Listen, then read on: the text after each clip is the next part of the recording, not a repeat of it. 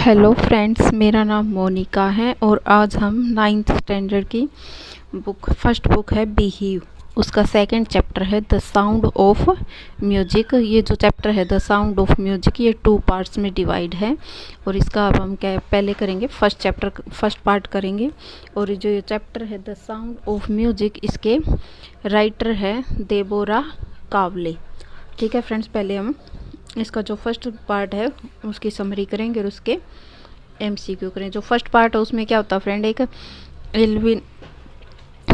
Alvin गलेनी नाम की एक स्कॉटिश लड़की होती है, उसके बारे में बताया गया है। एल्विन क्या होती है, जब 8 साल की होती है तब उसको मतलब फर्स्ट टाइम ये फील होता है कि जो उसके सुनने की जो अक्षमता है वो कम है, मतलब दूसरों के मुकाबले में कम है। उसको लगता है कि किसी हद तक वो उसको कम सुनाई देने लग गया है। फिर क्या करती है, वो अपने स्कूल में जो अपने फ्रेंड्स होते हैं, टीचर्स होते हैं, उनसे ये बात छिपा कर रखती है। लेकिन जब वो 11 साल की हो जाती है तो उसको पक्का हो जाता है कि वो बिल्कुल ही सुनना बंद कर देती है। मतलब पहले तो उसकी जो सुनने की कैपेसिटी होती है वो कम होती है जब वो 8 साल की होती है तब। लेकिन जब वो 11 वर्ष की हो जाती है तो वो मतलब उसमें बहरापन आ जाता है, उसको बिल्कुल ही सुनाई देना बंद हो जाता है। अब क्या होता है, जो उसकी सुनाई देने की क्षमता तो क्या होती है, पूर्ण रूप से नष्ट हो चुकी थी। यह सब क्या होता है, एक धीमी प्रक्रिया के अंतर्गत नाड़ी के नष्ट हो जाने के कारण, मतलब धीमे धीमे जो हमारी नाड़ी होती है, हमारा नर्व सिस्टम होता है हमारा, वो नष्ट हो जाता है, उसके कारण होता है। अब क्या होता है, उसके लिए सब कुछ अंधेरा हो चुका था, मतलब उसको लग रहा था कि बस उसको बिल्कुल ही सुनना बंद हो गया था। लेकिन क्या होता है, जो एल्विन होती है वो हिम्मत नहीं हारती। वह एक सामान्य जीवन, मतलब दूसरे लोगों की तरह नॉर्मल जीवन जीने के लिए डिसाइड करती है और वो क्या करती है, म्यूजिक सीखती है। एक दिन क्या होता है, एक प्रसिद्ध तबला वादक होते हैं रॉन फोर्ब्स, उसने क्या किया था, एल्विन की संगीत सीखने में बहुत ज़्यादा मदद की थी। और उन्होंने क्या होता है, एल्विन गलेनी को प्रोत्साहित किया था संगीत सीखने के लिए। फिर उसने उसे बताया कि यह कानों के माध्यम से संगीत न सुनकर वह किसी अन्य माध्यम से संगीत सुनने का प्रयास करे, मतलब कि कानों से ही संगीत को सुनना ना सुने, किसी और उसके लिए कोई और माध्यम ढूंढे जिससे वो संगीत को सुन सके। उसके लिए वो एल्विन क्या होती है, वो बहुत ज़्यादा परिश्रम करती है और वो क्या होते हैं, अपनी जो बॉडी के दूसरे पार्ट्स होते हैं उनके माध्यम से क्या करती है, संगीत को सुनने में वो सफल हो जाती है। उसने क्या किया, आवाज़ों और जो स्पंदन मतलब कंपन होता है उसके प्रति अपने शरीर और मन को खोलना शुरू कर दिया। मतलब उसने कंसंट्रेशन स्टार्ट कर दिया। भी जो कंपन होती है या जो आवाज़ आती है बिल्कुल शांत, उनसे क्या कर दिया, कंपन से उनसे संगीत को सुनना स्टार्ट कर देती है वो। फिर क्या होता है, यहाँ पहुँचने के बाद क्या होता है, वो पीछे कभी भी मुड़कर नहीं देखती। फिर क्या होता है, वो एक युवा ऑर्केस्ट्रा होता है उनके साथ कहाँ जाती है, यूनाइटेड किंगडम यानी इंग्लैंड का भ्रमण करती है। और जब वह 16 वर्ष की आयु में 16 वर्ष की हो जाती है तो उसने क्या कर दिया था, संगीत को अपना जीवन बना लिया था। फिर क्या होता है, उसने संगीत की रॉयल अकेडमी के लिए परीक्षा दी और उसने अकेडमी में मतलब आज तक के इतिहास का सबसे अधिक अंक प्राप्त करती है। वो उसने संगीत के लगभग मतलब यहाँ एल्विन की बात हो रही है, एल्विन ने लगभग 100 वाद्य यंत्रों में विशिष्टता हासिल कर ली थी। मतलब वो बहुत अच्छे तरीके से बजाती थी 100 वाद्य यंत्र। वह छोटी छोटी बात को भी सुन और समझ सकती थी, लेकिन यह बिल्कुल असंभव सी जान दिखाई पड़ता था कि वह किसी मतलब कि वो तो बिल्कुल ही सुन नहीं सकती थी क्योंकि वो बहरी हो चुकी थी। लेकिन फिर भी वो क्या होता था, बिल्कुल धारा के साथ जैसे भी आवाज़ आती थी उसी के साथ वो उत्तर देती थी। वह बिना किसी गलती के स्कॉटिश लहजे के साथ बोलती थी। वह कहती थी कि शरीर के प्रत्येक अंग के माध्यम से उसके अंदर शरीर का प्रभाव होता है, मतलब उसके बॉडी के जितने भी पार्ट हैं उसके अंदर से उनके माध्यम से उसकी बॉडी के अंदर क्या होता है, संगीत बहता है। मतलब उसके रोम रोम के अंदर संगीत बसा हुआ है। संगीत उसकी त्वचा में भी है, गालों में की हड्डियों में भी है, यहाँ तक कि उसको बालों से भी क्या है, उसके बालों से भी क्या होता है, संगीत झुनझुनाता रहता है। और जब क्या होता है, एल्विन क्या होते हैं, जाइलोफोन बजाती है तो उसकी उंगलियों के सिरों से के माध्यम से क्या होता है, उसके शरीर के अंदर संगीत का प्रभाव होता है। ढोलक के ऊपर झुककर उसकी गूंज को वह अपने हृदय से सुनती, मतलब अपने दिल से सुनती है। लकड़ी से बने मंच पर यह संगे पाँव नंगे पांव संगीत बजाती है ताकि संगीत उसके पांव तथा उसकी टांगों के माध्यम से उसके हार्ट तक पहुंच सके। और 1991 में क्या होता है, उसे रॉयल फिलहार्मोनिक सोसाइटी के ख्याति पर्याप्त यानी प्रसिद्धि प्राप्त soloist of the year award से सम्मानित किया जाता है। इल्विन क्या होती है, वो एक बहुत ही अपने आप को बहुत ज़्यादा मेहनती मानती है और वो क्या होते हैं, नियमित रूप से मतलब डेली रूप से संगीत संगोष्ठियों में गाने के साथ साथ वह जेलों और अस्पतालों में भी गाने के लिए क्या करती है, वो कोई भी चार्ज नहीं लेती थी, बिल्कुल फ्री गाती थी। वह युवा संगीतकारों को प्रशिक्षण देने के लिए भी क्या थी, कक्षाएं लगाती थी। वह बधिक बच्चों के लिए एक मतलब प्रेरणा थी। ठीक है फ्रेंड्स, समरी में इतना ही। अब हम इसके MCQ करेंगे। हमारा फर्स्ट क्वेश्चन है, इवलिन वाज ए गर्ल, मतलब इवलिन कैसी लड़की थी। ए ऑप्शन है स्कॉटिश, बी है अमेरिकन, सी है ब्रिटिश, डी है रशियन। तो इसका राइट आंसर हो जाएगा ए ऑप्शन स्कॉटिश। नेक्स्ट है, व्हाट वाज इवलिन्स बिगेस्ट चैलेंज, मतलब इवलिन के लिए सबसे बड़ी चुनौती क्या थी। ए ऑप्शन है C was fresh from Scottish farm, मतलब कि वो स्कॉटिश फार्म से नई नई आई थी। बी है सी वाज प्रोफाउंडली डीफ, मतलब कि वो बैरी हो गई थी। सी है सी वाज ब्लाइंड, अंधी थी।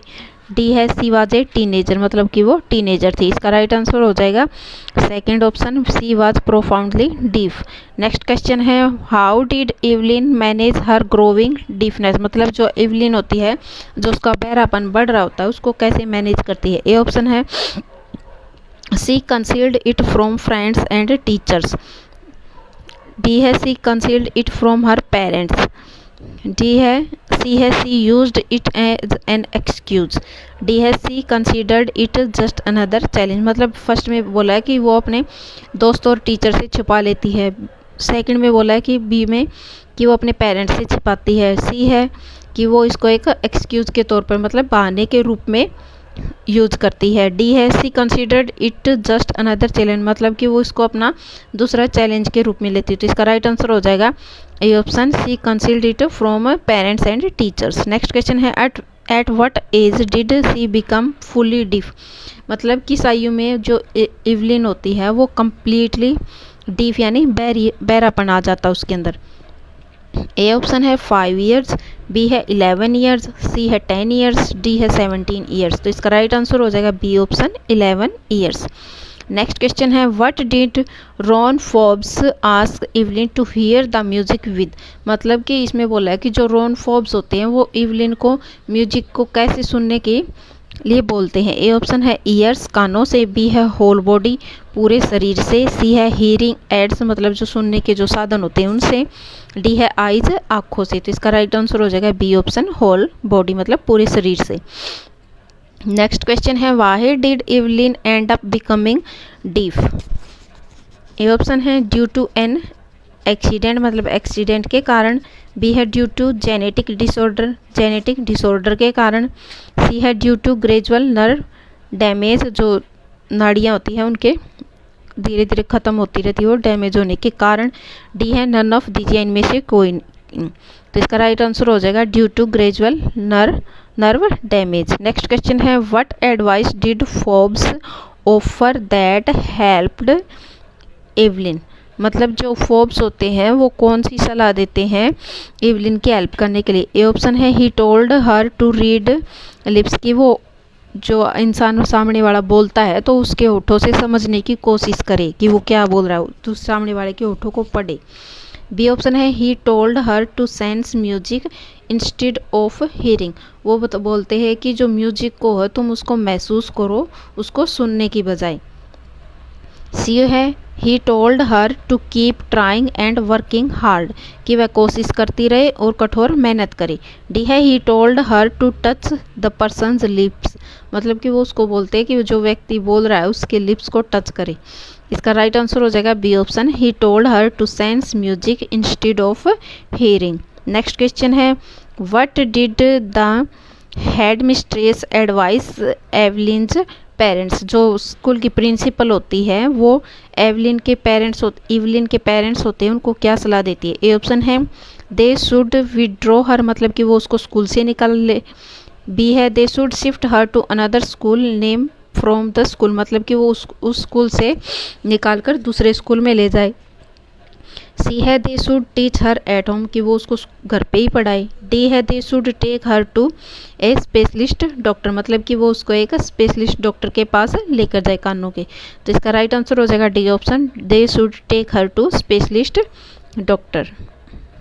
नेक्स्ट क्वेश्चन है what does Evelyn confess to, मतलब जो एवलिन होती है वो क्या कन्फेंस करती है। ए ऑप्शन है बीइंग सेंसिटिव, सेंसिटिव होने का। बी है रीडिंग लिप्स, होठ पढ़ने का। सी है बीइंग एंग्री, गुस्सा होने का। डी है बीइंग ए वर्कोलिक, मतलब जिसको वर्कोलिक होता है, जिसको बहुत ज़्यादा काम करना पसंद हो, वो खाली ना रह सकता हो। तो इसका राइट आंसर हो जाएगा D option, being a workaholic. Next question है what was wrong with Evelyn, Evelyn के साथ क्या रॉन्ग था। ए ऑप्शन है सी वाज ब्लाइंड, वह अंधी थी। बी है सी वाज डीफ, वह बहरी थी। सी है सी वाज लेम, वो लंगड़ी थी। डी है सी वाज मेंटली वीक, मतलब वो दिमागी तौर पर कमज़ोर थी। इसका राइट आंसर हो जाएगा B option, she was deaf. Next question है who was Ron Forbes, Ron Forbes कौन था। ए ऑप्शन है इवलिन्स फादर, इवलिन के पिताजी। बी है ए डॉक्टर, एक डॉक्टर। सी है इवलिन्स फ्रेंड, इवलिन के दोस्त। डी है music teacher of her school, मतलब इवलिन के स्कूल के म्यूजिक टीचर थे। राइट आंसर हो जाएगा D option, music teacher of her school. Next question है what did she notice a girl playing one day, मतलब एक दिन जो इवलिन होती है वो क्या लड़की को क्या बजाते हुए देखती है। ए ऑप्शन है वायलिन। बी है तबला। सी है गिटार। डी है जाइलोफोन। तो इसका राइट आंसर हो जाएगा D option, xylophone. Next question है which award was given to Evelyn in 1991, इसमें पूछा गया कि इवलिन को 1991 में कौन सा अवार्ड दिया गया था। ए ऑप्शन है soloist of the year. B है painter of the year. C है actress of the year. D है टीचर ऑफ द ईयर। तो इसका राइट आंसर हो जाएगा A option, soloist of the year. Next question है what did Evelyn's parents conceal about her from her teachers and parents. A option है her deafness. B है हर mental retards. C है her speaking problems. D है all of these. तो इसका right answer हो जाएगा A option, her deafness. Next question है what was her performance at the Royal Academy of Music, मतलब इसमें पूछा गया कि जो इवलिन होती है उसकी रॉयल एकेडमी, संगीत की जो रॉयल एकेडमी होती है उसमें परफॉर्मेंस कैसी थी।